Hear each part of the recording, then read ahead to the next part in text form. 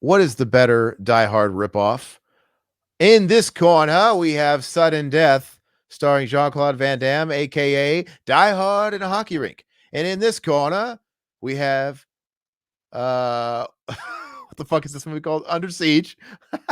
It's basically Die Hard in a submarine, starring our boy Steven Seagal. Todd, what is the better? Which one? Okay, so this is difficult for me. I really like both these films.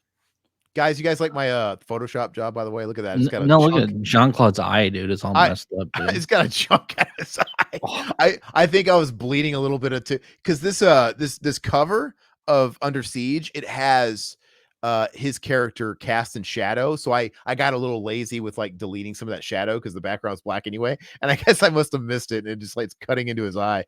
Oh well, all right, forget about it. But go ahead. so these were two staples growing up. I remember renting both of these all the time on VHS from the grocery store. The grocery store was called Schnucks. So they're like a Midwestern grocery store. When I lived down in St. Louis, or my dad did, and I used to go to Schnucks all the time and rent action films. And these two I rented these all the time. I think you used to rent movies like five for like $2. Five for or okay, wasn't it like the Best Buy thing like 5 days for $5 or something?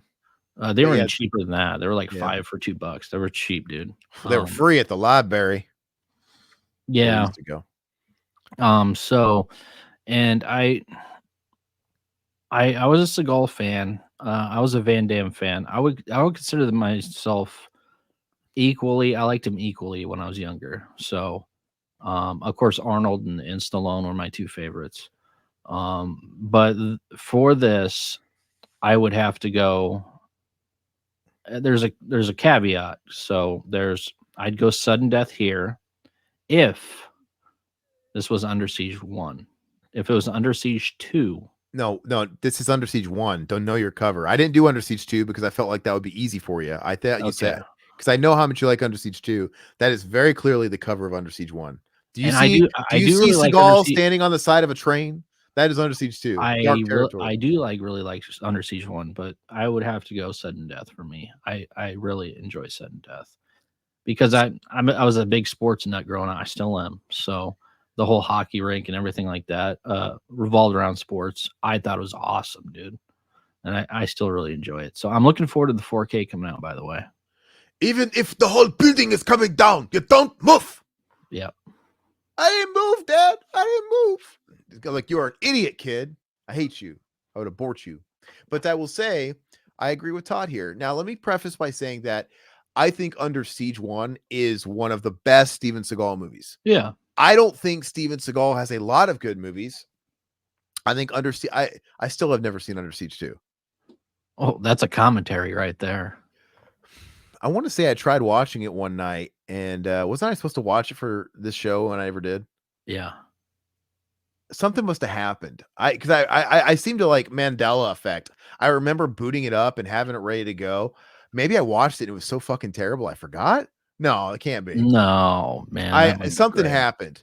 But at least Under Siege 1. You know what? Hold on. I have to look at Letterboxd because now I honestly can't remember if I watched this movie. Letterboxd. Redbox went out of business finally. That was announced this week. Hold on, because the thing is I remember the characters, so I don't know if I'm Mandela affecting just press photos I've seen, media shots. Under Siege 2. I have to figure this out, guys. Dark Territory. No, okay, I never watched it. Okay, so I'll watch it. That's on the list. But the first Under Siege, I think, is one of the better Seagal movies. It's got Gary Busey. Yeah, I love Gary Busey. It's got Tommy Lee Jones and Gary Busey, and like it's funny because Tommy Lee Jones is, I guess he's kind of the main heavy, and then like Gary Busey's kind of like the recluse. You know, they have different roles. If I remember correctly, Gary Busey's like the military guy that is kind of working in cahoots with the terrorist that Tommy Lee Jones is, and but so it's more stacked in its cast for sure. This is when Seagal was riding high, where he was getting that kind of like talent to back him up. Sudden Death, you know, it's a Van Damme vehicle. It's got Powers Booth, who I love.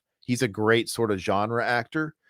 But other than that, I mean, I don't think it's really got anybody of note other than that, besides a couple of character actors. Yeah. But with that said, I do like both movies. I do like the fact that Under Siege, he plays a chef. Yeah. It's like, who is this chef? Like this guy, he's like the John McClane. He's a chef. He's more than a chef. They always got like, what is his history? Who is this guy? You know, he's obviously like just some decorated Casey Ryback. Casey Ryback. What a name. That's a great name. What a name. But with that said, I've always been more partial to sudden death. I think, you know, I agree with Todd where Stallone and Schwarzenegger were always the heavies, but there was a period in my life where my whole family was hard for Van Damme. Dude, me and my brothers, we were collecting all the VHS tapes, all of them.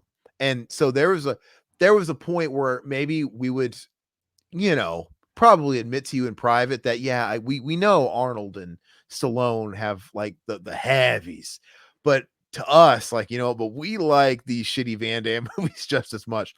So he was a big deal for us, man. We loved him. My dad used to be like, dude, my dad literally used to introduce. I remember we were at the house and we used to like sit in the living room with our like Van Damme collections. And we watched all these Van Damme movies, Nowhere to Run, and yeah, it's Cyborg. And I remember one time, my dad brought over a friend he was working with to like smoke weed or sell him or buy some weed off of him. And he comes in the house and we're in the living room and he goes, "Oh yeah, these are my kids. They're fucking gay for Van Damme." And we're watching, and we're like, "What?"